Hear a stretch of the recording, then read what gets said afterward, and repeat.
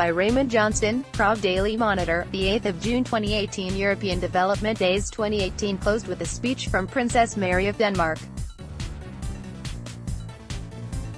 It was followed by a panel discussion on the 5 Ps: people, planet, prosperity, peace and partnership. The 12th edition of the two-day conference organized by the European Commission saw 8,700 people in attendance, up from previous years. They came to discuss the main topic of women and girls at the forefront of sustainable development. In her closing speech, Princess Mary hit on the key topic that education is a human right, and lack of education for girls and women hurts not only women but all of society. She also pointed out, as did many other speakers during the conference, that child marriage was a big hindrance to the developing world, as it took young women out of school and effectively limited their future role in the economy. Access to birth control was also an issue. A woman has the right to decide when and where to have a baby and with whom, she said.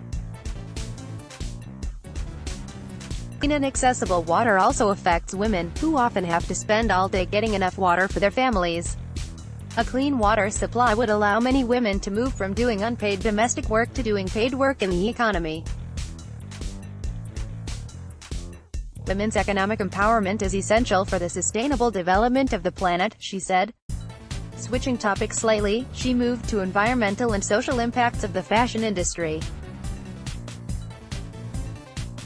She has been active in trying to reshape the industry so it has less of an impact, and pointed out she recently was a patron of the Copenhagen Fashion Summit, which is pushing to change the industry in terms of sustainability and ethics. All players in the industry need to join forces together, she said. In conclusion, she repeated a comment made previously by French President Emmanuel Macron: "There is no planet B." Before the conference ended, European Commissioner Neven Mimica met with the press. He explained the EU's hashtag campaign. He said the people often use the idea of gender equality and women's rights interchangeably, but the EU aims to show that gender equality is something that affects and can benefit everybody, and is not just for she but for all of us. One of the more heated discussions was on religion, and whether it was a force that benefited women or something to use to keep them in an inferior place. Slovak politician Jan Figel, special envoy for the promotion of freedom of religion or belief outside the European Union, opened the discussion by saying that 80% of people identified as faithful, and there was no clear way forward in development without taking religion into account. Religious leaders are often very influential, sometimes more than politicians. They can be powerful advocates for equal rights, he said. Those who said religion holds women back said that it was often used to institutionalize patriarchal structures, but nothing in the religions actually called for that. It was all just interpretation.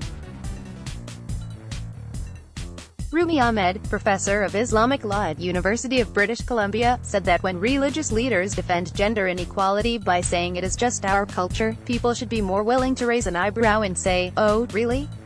This is our culture," and then ask for proof. Others on his side pointed out that women were depicted in religion as an afterthought, as spare ribs. Religion was used as an excuse to deny birth control and to keep women in a submissive role that promoted violence. The situation was worse in relation to the LGBT community. On the pro side, Nazila Naya, associate professor in international human rights law at University of Oxford, said, "Religion has been the key stimulus for equality, fairness and respect." The audience was not swayed though. People used a phone app to vote before and after the discussion on whether religion was good for gender equality. At the start 63% said no and 37% yes.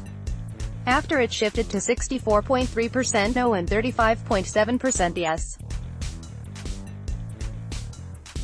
Other panels focused on preventing violence against women and girls, women as agents of change, eradicating gender-based violence in emergencies and empowering women and girls for a thriving rural economy.